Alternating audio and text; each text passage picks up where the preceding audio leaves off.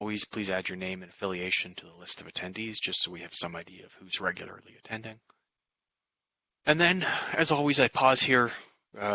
We have the agenda before us, but if there's something you'd like tackled that's not on that agenda, feel free to chime in now or to add it to the end of the agenda, and we'll address it in the any other business section. So I'll just pause here if there's anything somebody wants to bring up right off the bat.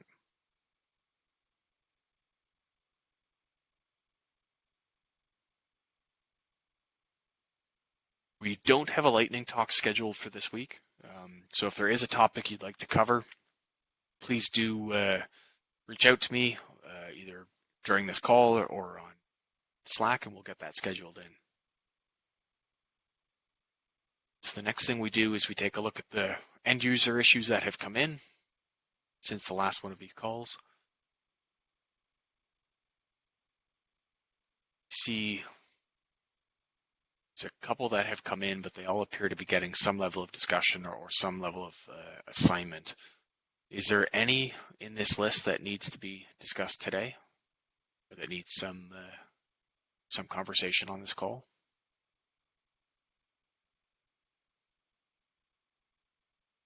Just slide down a little bit. If there's anything in here that somebody says, oh, that really needs some additional attention, please speak out.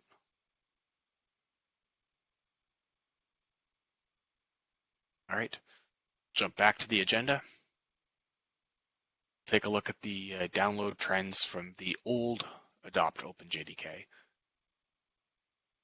think over time these trends will become less and less relevant for us, but if we take a look at just the OpenJ9 trends, we see the same kind of download behavior that we expect, that slight dip on the weekend and then the pickup again during the week. Is there anything about these trends or around these download stats people want to talk about? Then I'll jump back to the agenda. And we have the 0.29 release, which we have shipped, but we do have a couple of issues that were opened and some discussion around whether we needed to ship an update for this or not. And Pete, I think during the last call there was a proposal that we might move to monthly releases or monthly updates, and you were going to take that back and see whether that fit with IBM's resources and priorities for being able to do that. It's the primary provider of builds. Is there an update there? Yeah, I think Mark made an update somewhere that he didn't think we needed to do monthly updates. Okay. I don't know if he joined the call. I don't see Mark. No, I don't see him. The other update is there was somebody who may have run into the unknown class problem when running Jenkins, but I gave him some builds from the OpenJ9 project, and then Jenkins wouldn't start at all, and I don't know why that is. So he's going to try a few more things, but I haven't heard from him for a few days. I think he said they were busy doing some actual work. They just reverted to an old build. So we haven't yet confirmed whether the problem they're seeing is the unknown class problem or not. And that's the only person who's mentioned something that may have been that problem. All right, so it's still a possibility that we might want to do a one-off for this if we get confirmation that it is a problem. Yeah, I think and that so. there's resources there. Okay. Is there any other comments or discussions around the 0.29 release?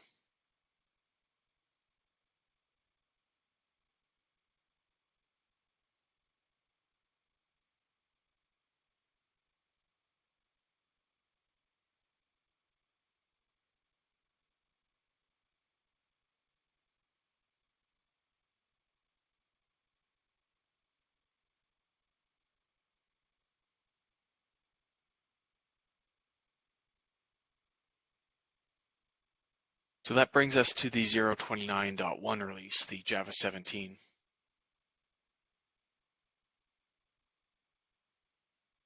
Looks like we are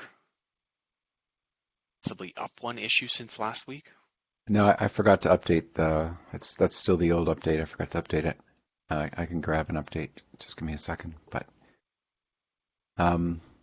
we still have the one blocker that's still being worked on, so we can talk about that. There's a new issue about slashes in class names and stack traces. That's something that I think we should fix, and I think Toby already has a fix for it. So the other thing was that native crypto Cha-Cha 20 needs an update. I guess some other algorithms are using cleaners to clean up instead of finalization, and that was never done for Cha-Cha 20. So if we have time, I think I would stick that fix in to the release as well, just to avoid crashes. Both of those are fairly low risk. Yeah, I think so. Toby, do you have an update on the blocker issue? Actually, perhaps Jack will have the most recent information. Yeah, Jack's on the call. So maybe Jack can give you what he's seeing as of today. Yeah, sure. So then for the blocker issue, we have tried to narrow down the issue to if it was some of the previous bytecode invoke static causing the crash on the stack. I was able to get some debug output based on what we were suspecting, and the stack looks correct before we enter the call to make intrinsic, and it was corrupt as soon as we are trying to enter the invoke special. The only thing in between that we could possibly think of that would break the stack would be the invoke special call. The invoke static call during the middle, which was to construct a simple method handle. I have tried to exclude the three constructors that was used in the construction of the simple method handle from JIT compilation, and it seems that it's still causing the same issue. So maybe this one is not related to the compilation of the JIT method, or it could be that the inlining itself is causing the problem. So next step, I would do the disable inlining as well. And at the same time, I have another build running which have a method by method trace of everything that happens to the stack after we've entered the make intrinsic method.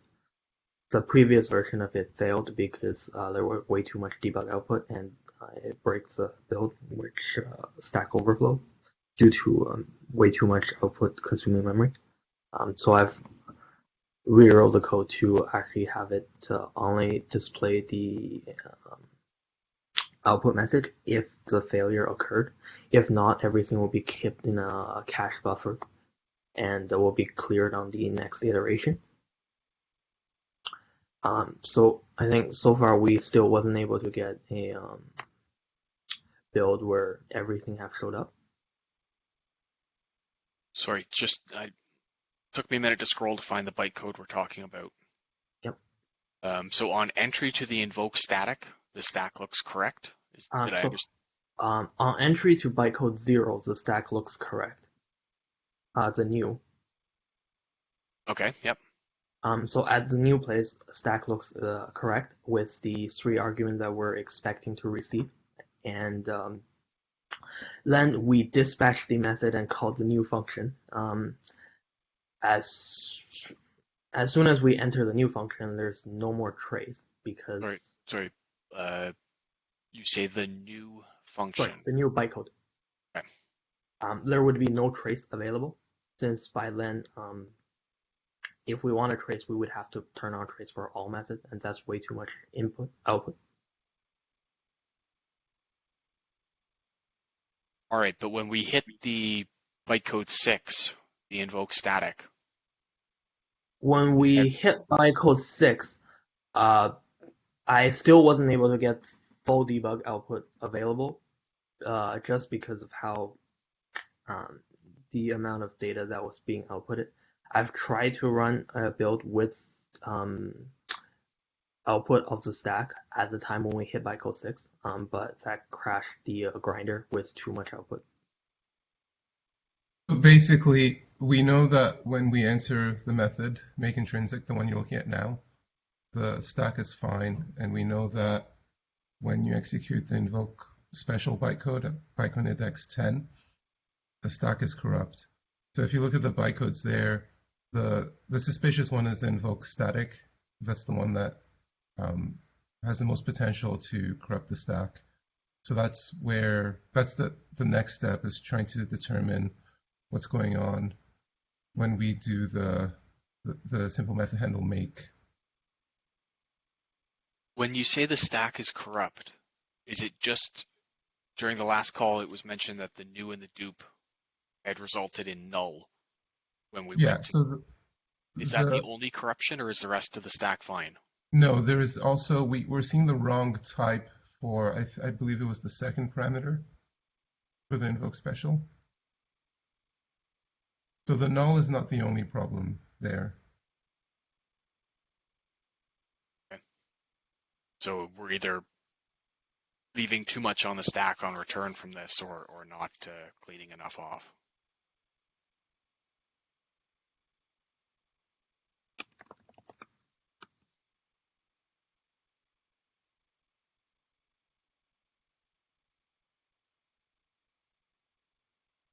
So it sounds like we're still investigating this. It doesn't sound like we have an outlook then on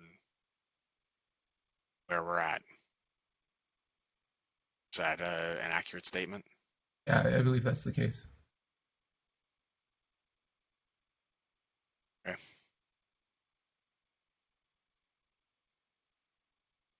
So continuing on a day-by-day slip, it sounds like.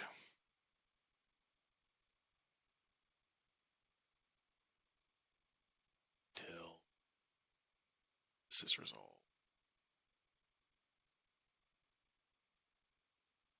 If we look at the rest of this release, is everything else in here that needs to be done or will be done by the time we get the blocker addressed? The other item we have in here was the out of memory issue causing it. We took the blocker label off it. It was out of memories causing test to fail. Have we addressed this as much as we're going to address this for the 0.29.1 release? I think so. So what we did was we moved the test into a separate bucket, excluded it from the regular bucket where it runs, and we're running it with a different command line option to avoid the out-of-memory errors.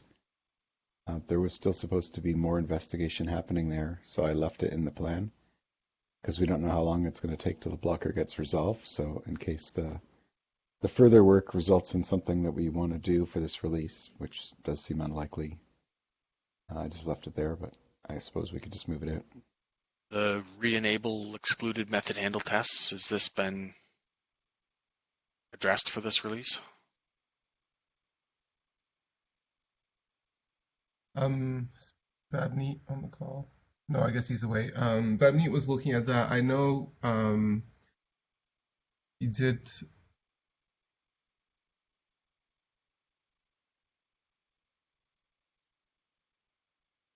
I think Babneet was saying that the tests that are still excluded, we can't enable them because they don't work on OpenJ9, maybe because OpenJ9 has a different exception message and the test is looking for specific words, stuff like that. So we'd have to modify the test itself in order to get them to pass.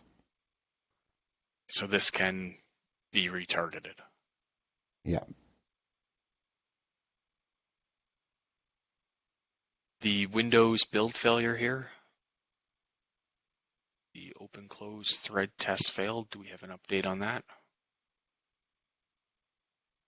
I think it's just a new failure.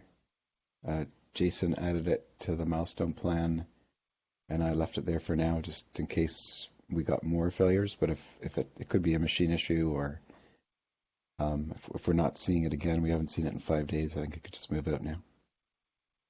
Okay. And we've already talked about the last two items in the plan. So it sounds like we really are stacked up on this blocker. Once we have that resolved, we're ready to run the last set of testing and actually make this release.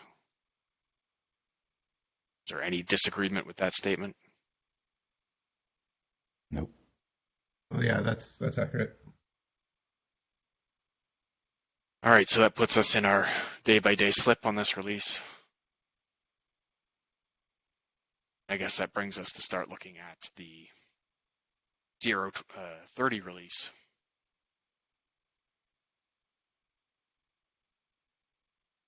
Which has got 147 output items. Probably doesn't make sense to go through that list now. But with our proposed branch on this coming up the end of this month, that does not leave a lot of time to close out those issues.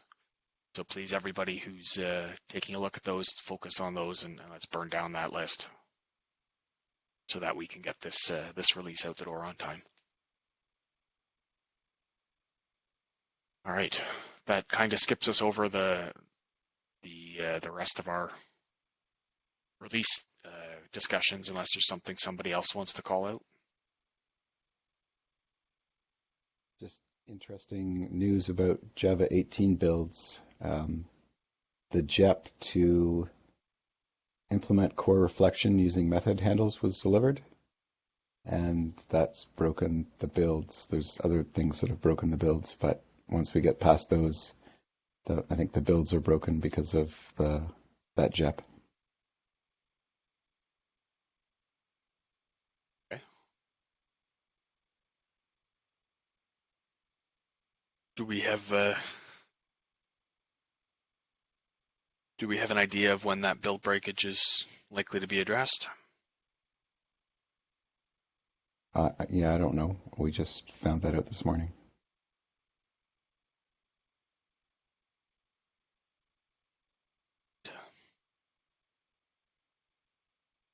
I just run some build with that, and basically our OpenJ9 class use lots of reflection for the optimization, and that code path leads to the new method handle, and certainly we got like a Stack Overflow, and I disable those optimization, then hit something like the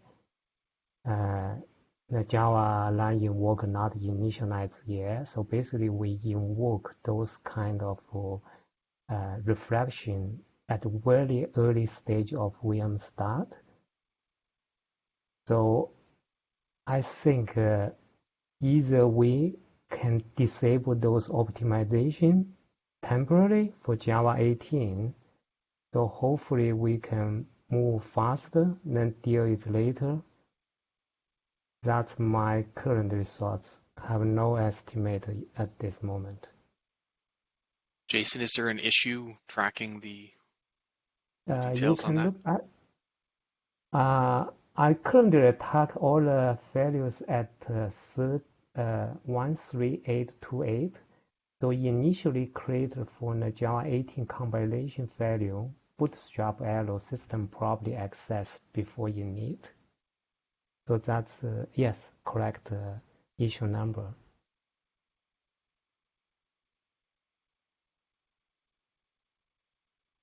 So in the short term, we can just disable the feature. We can there's a system property that you can set, which will revert back to the old reflection behavior. Oh, nice. Okay. So we can hard code that in and work on addressing these things simultaneously without blocking the builds.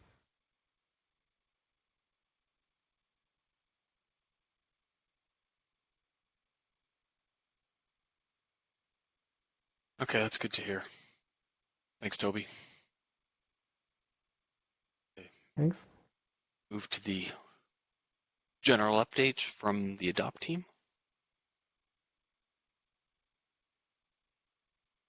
Yeah, I'm just pointing people at those links if you want to know where we're at with the October release. It's all summarized in 3 tables at that issue 81.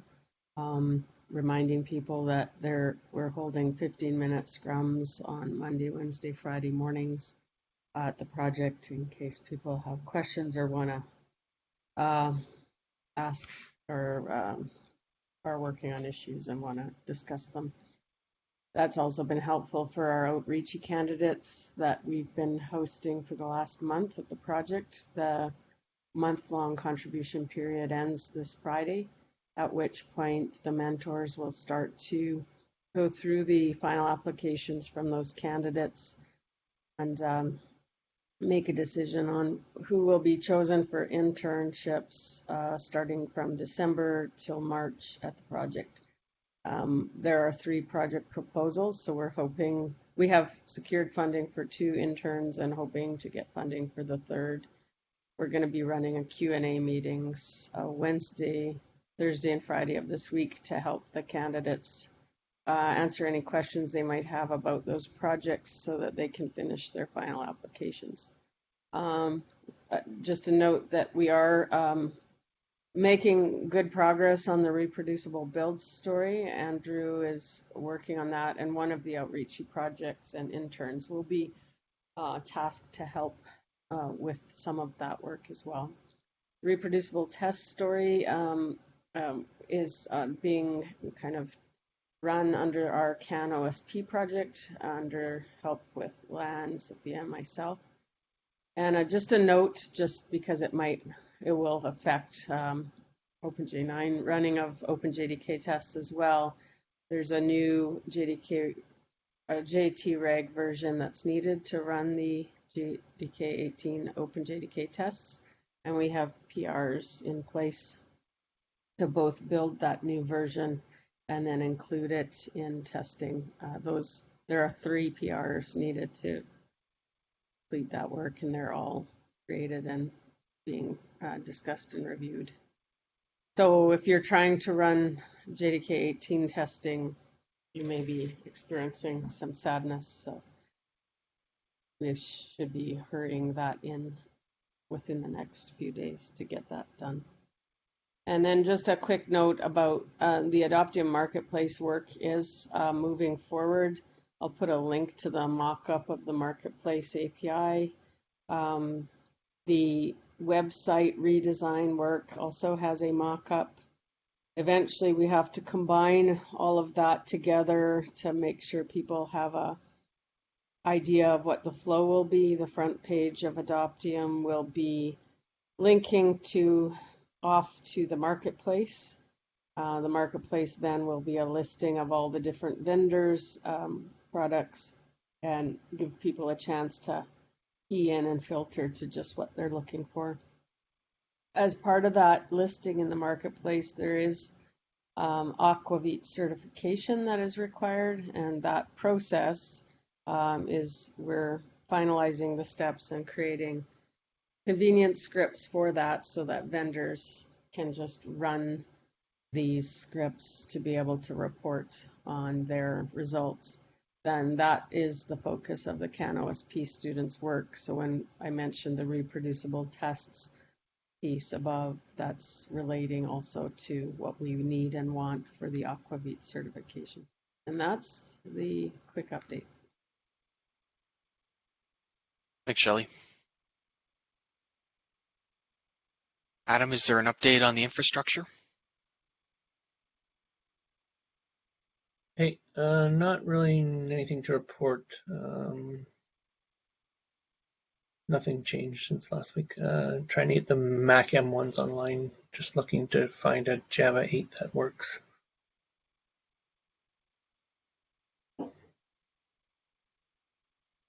Then I guess that brings us to the Cmake migration. Devin, is there an update on that? Not much to report there. I'm working through some stuff with the RISC-V build machines, trying to get QEMU installed there. The UMA builds don't need it due to some technicalities and whatnot, but in general, it's significantly easier to make the Cmake stuff work there if it's there, just because it avoids having to reconfigure a bunch of scripts, because Cmake doesn't let you have kind of a host toolchain and a build toolchain, so you have to run Cmake twice and then import the results for the build tools, and it's a bit of a mess.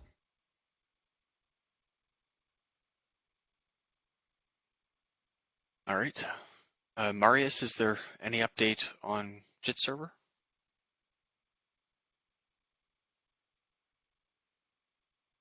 I don't see Marius on the call, but I had seen him earlier. So we'll have to update the microjit meeting date. I don't know what the next one is.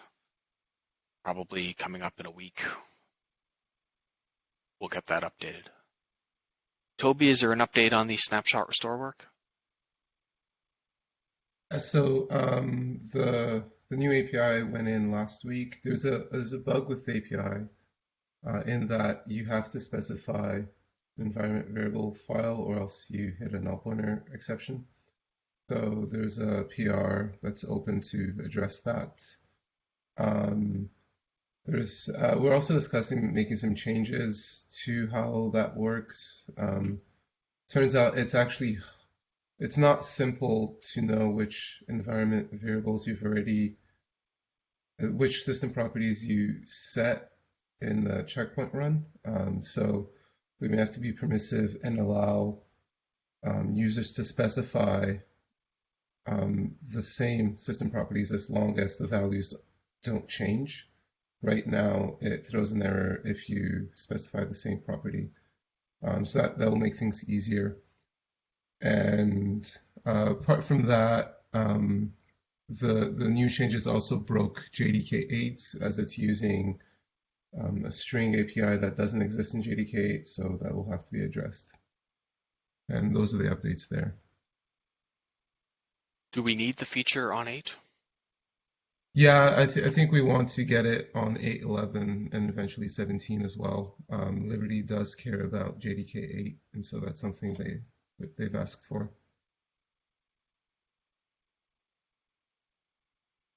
Okay. At some point, we're going to want to phase back on things that go into 8. So that's this or something else. But as we look at prototype projects like this, we might want to start to think about restricting 8 just as a help to move the ecosystem up. Can tackle this because I'm sure it's a longer conversation. Right. Skip Project Loom because we haven't shipped JDK 17 yet. Chang, is there an update on Panama? Hello, Dan, can you hear me? Okay. In terms of opcode, I would have finished updating the code against Java 17, so resolve all the conflicts out there, and I'll just integrate the code from JIT on PPC 64LE. So to get everything together and get started to check the combination failures during the combination and to try to get things working and try to resolve all the bugs out there. Yeah, that's my update. Okay, thanks, Cheng. I think we can continue to skip the monitoring strategy discussion while we continue to focus on getting 17 out the door. Pete, is there any update on the conscious language initiatives? No update unless Lan has heard something about this. Sorry, what was it? The sanity test, removing the word sanity. Oh yeah, I kind of passed the message to Shirley. I think she dropped out for another call. We're in the discussion of what should we change it to. Yeah, tier 1, tier 2, tier 3 will be actually in the discussion as well. So. Okay. Thanks for all the work that I know that's going to push through your team to have to run through the renames on these and get everything updated and worked through. So I appreciate the effort that goes into that. No problem. Is there anything else that we need to tackle today? I just wondering, is it possible for me to do a lightning talk for the next call? I want to talk about how to use Grindr to grab the nightlies for OpenJ9 SDK. Sure. So yeah, it's going to be a really quick, probably 5 minutes demo. this is using Grindr to get a OpenJ9 nightly? Yeah. Sounds good, and that'll be on November 9th. Thanks, Lam. No problem. Sorry, I have to drop out. Is there any other items we need to tackle today? All right, then thank you, everybody, and we'll meet again next week. Thanks.